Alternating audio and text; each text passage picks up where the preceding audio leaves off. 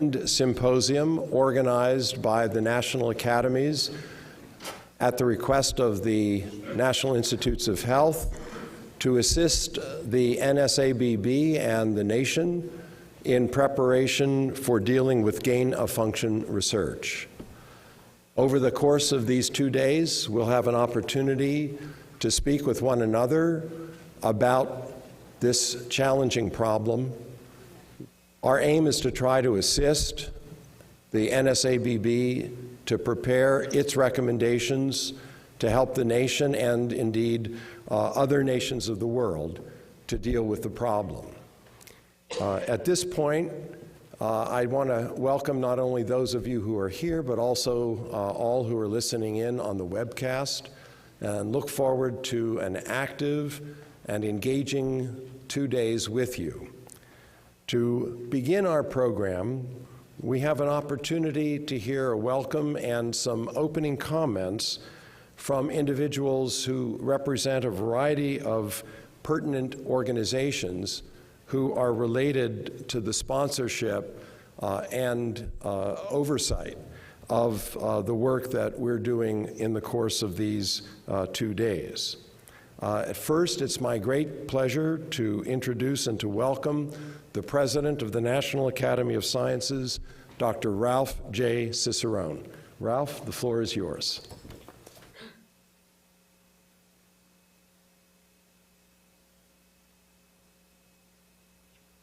Thank you, Dr. Fineberg. Welcome to the National Academy of Sciences building.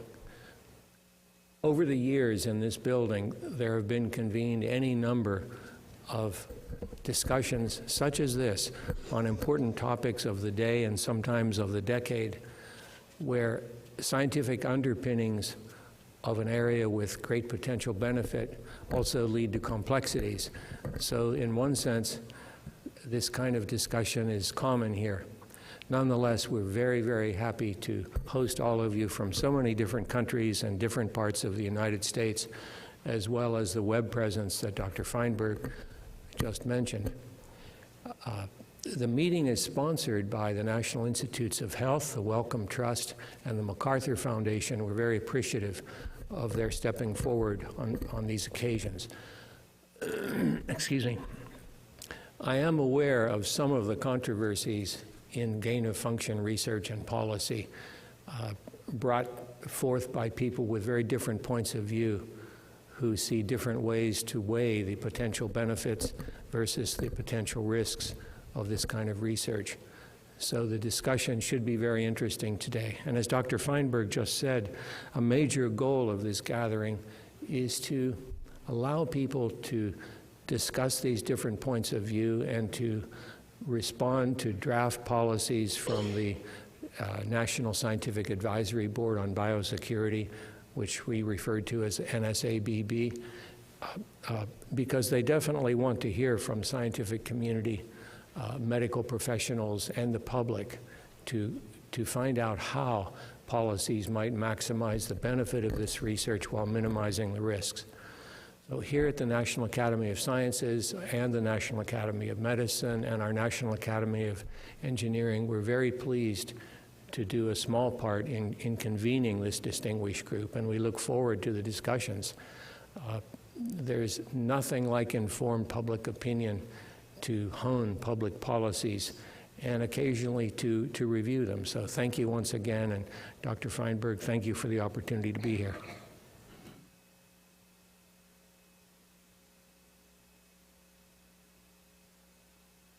Thank you very much, Ralph. It's now my pleasure to call upon Margaret Hamburg, the Foreign Secretary of the National Academy of Medicine, for a greeting on behalf of the NAM.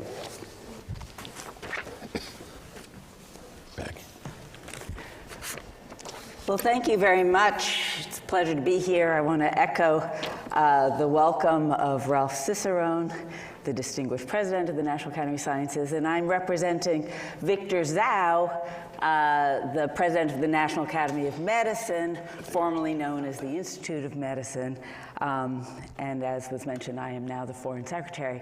The topic of this meeting is one that is enormously important with ramifications for other areas of research and certainly for other parts of the world as well. It's one that I've actually been involved with for a number of years from many different perspectives. And I was just reflecting that actually back in 2002, I worked for a foundation that funded a project, a committee on research standards and practices to prevent the destructive application of biotechnology, that then released a report in 2004 that became fondly known as the Fink report. But it was that report that actually made a recommendation, a set of recommendations, but that led to the creation of the NSABB.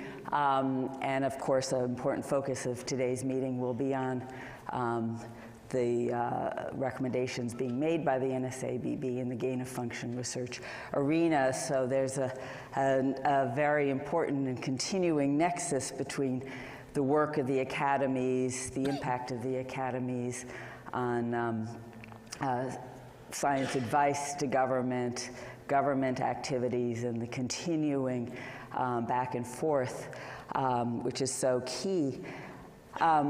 As Foreign Secretary of NAM, I really do want to underscore the important international dimensions of the discussions around gain-of-function research and the discussions today, because clearly these are issues that extend beyond borders, the research itself, and the diseases that are being addressed through the research efforts as well. So it's wonderful that colleagues have come from all over the world to participate today, and I think it's important to recognize that the work being done is, intended in response to policies of the US government, but will have much broader implications for activities that will occur around the world, and of course, global enterprise. Research is a global enterprise.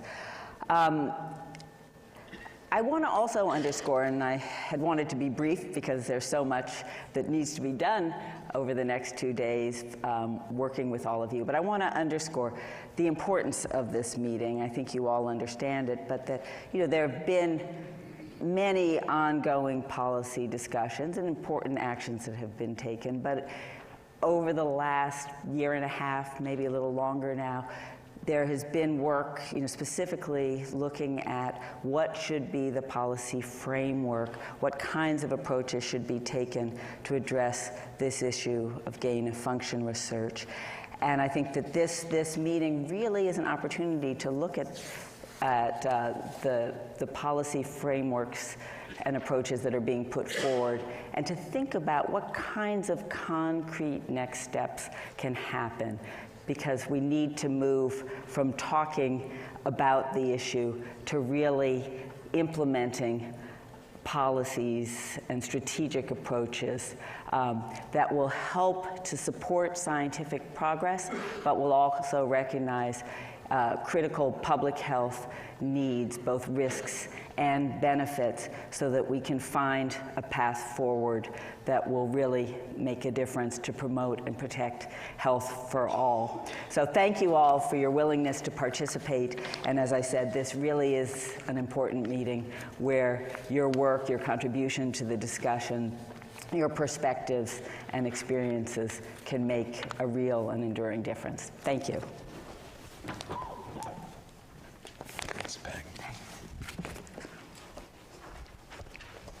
Thank you very much, Peggy.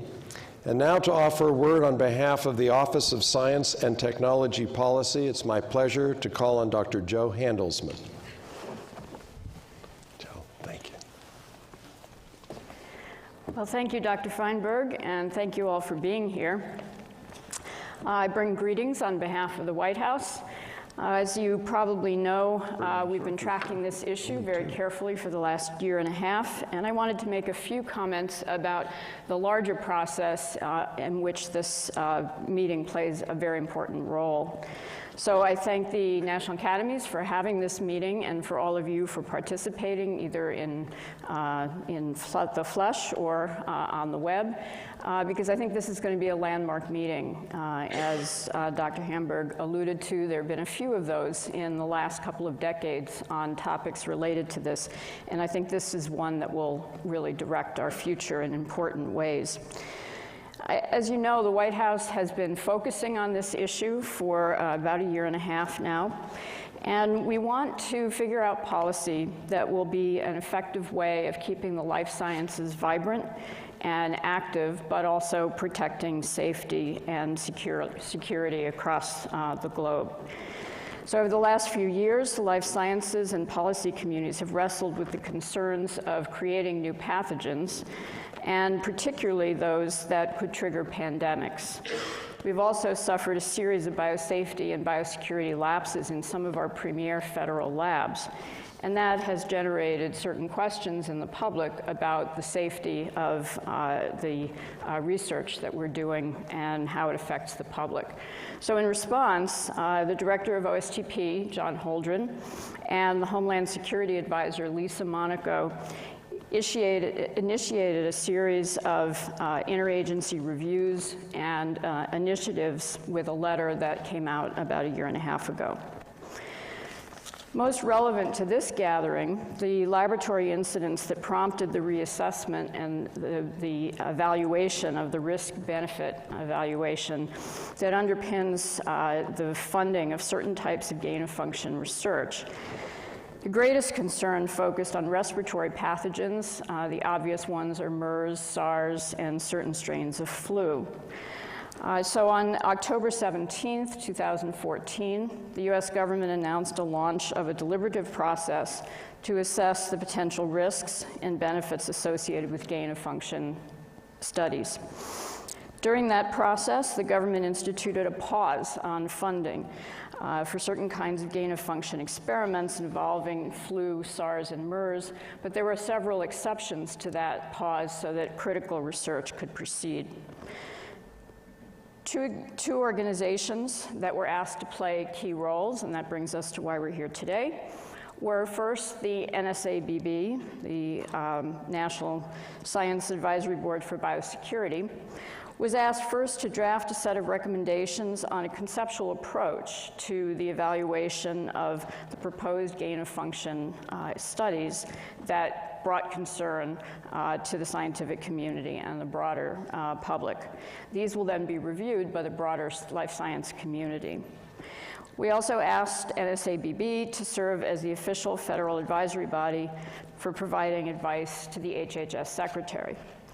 Second, we asked the National Academy of Sciences to do a number of things. First, to convene 2 public meetings that would facilitate broad discussion of the issues associated with gain-of-function research. The first was very early in the deliberative process, and that was to examine the underlying scientific and technical issues that are the source of current discussion and debate over gain-of-function.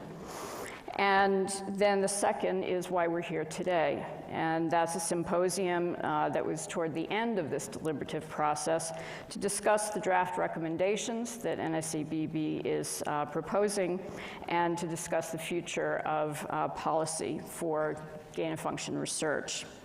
So I'll let my colleague Carrie Wolinetz tell you more about the deliberative process, how it's proceeded, and the status of NSABB's work, and that will set the stage for the symposium's discussions. But I wanted to skip ahead to the final process. Once the recommendations, after they've been modified based on this discussion and on other public input, they will form the basis for public policy that will replace the current pause on research on gain-of-function. So on behalf of the White House and all my colleagues there, on behalf of OSTP and John Holdren, its director, I want to thank you for being part of this broad process that involves many agencies and the public and many researchers. And remind you, as Dr. Hamburg did, that your input is absolutely critical. And I urge you to take an active role in this discussion because we need every point of view that we can get to identify the risks, to mitigate those risks and to proceed in protecting scientific autonomy, discovery and innovation, public health, national security, and other critical issues that are part of gain-of-function research. So thank you all for being here.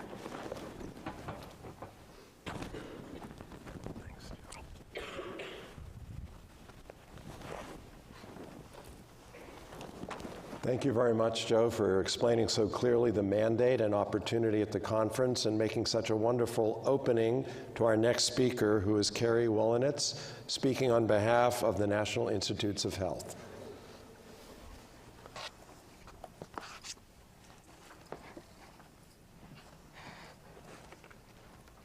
Well, let me echo the thanks of my colleagues to the National Academies for convening us here today, as well as to my federal colleagues and the members of the NSAB who have been working so hard and vigorously on this entire process.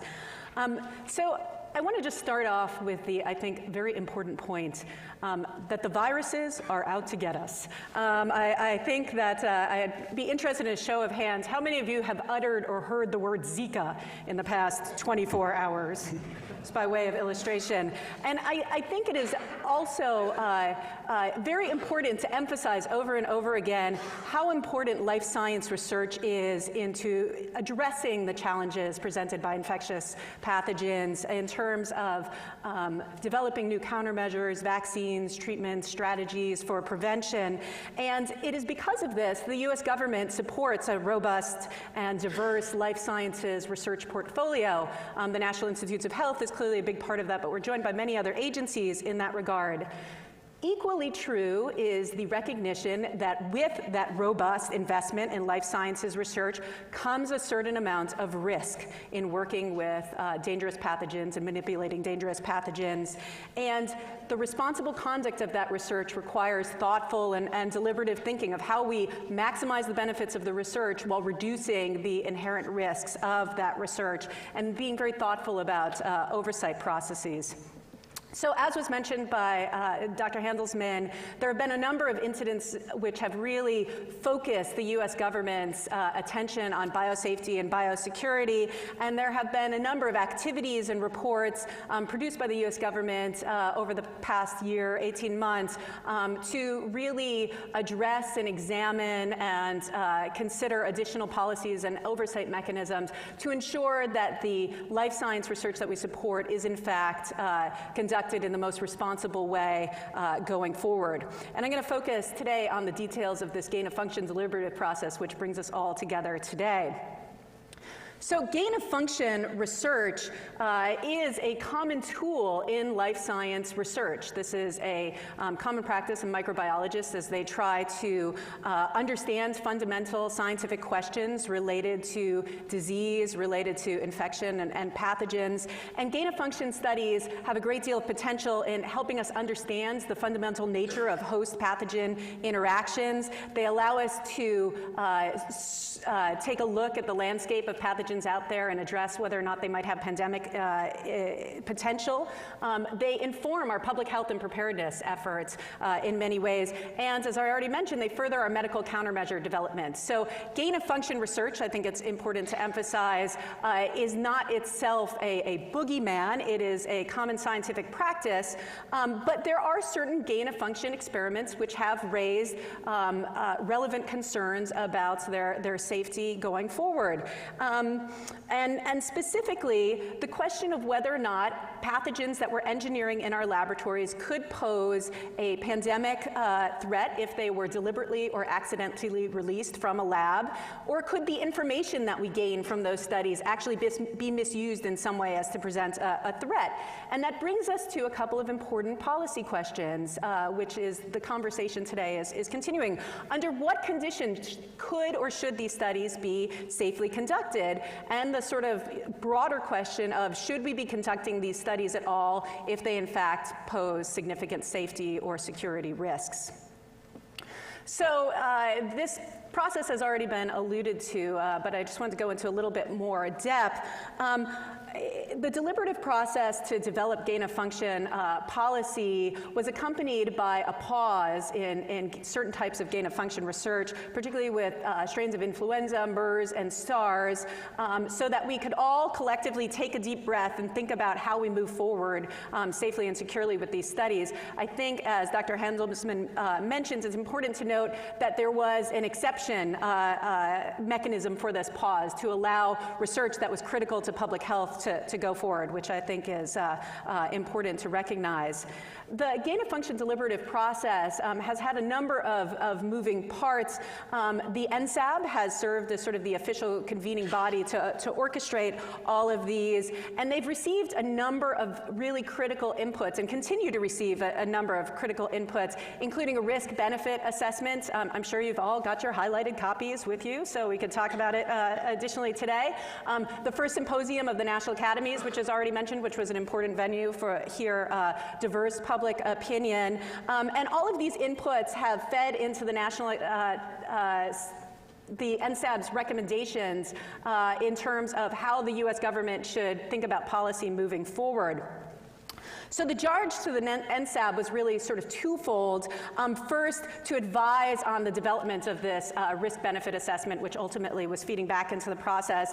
And then the next step, which is where we are today, providing recommendations to the US government on a conceptual approach that would allow us to evaluate proposed gain-of-function studies in terms of whether or not we should be funding them. And to look at that visually, I know this is a very, very busy slide, but sort of the "you are here" is at this second purple diamond, the National Academies. So the NSAB has deliberated, they've received all of these various inputs, the risk-benefit analysis, we've heard from the public, we've received ethical analysis, there have been a lot of in-depth discussions. Many of the folks in this room I know have been involved in those. And the NSAB has put forward some draft recommendations, which we'll be discussing today, and ultimately we'll be finalizing those recommendations. Once those recommendations are finalized, they'll be transmitted to the US government, and has already been mentioned, will serve as the foundation for policy going forward in terms of developing an approach, a mechanism, a policy to help us think through how and if we should fund these studies going forward, and what we put in place to oversee and mitigate risk. So I think it's important to note that we are still open for input at this point. The recommendations are draft. Today's meeting is going to be very important, I think, in hearing further thoughts about the recommendations, about the policy process. They're available, of course, on our website. We welcome emails at any time. Thought occurs to you at 4 a.m., feel free to email them. My colleague, Chris Vigiani, Executive Secretary of the NSAB, will be up at 4 a.m. reading those vigorously. And so we really value the perspective of the public, of the scientific community in informing this process. It's very important. So just some additional resources if you're interested, and I'll end there, and I look forward to today's discussion. Thank you.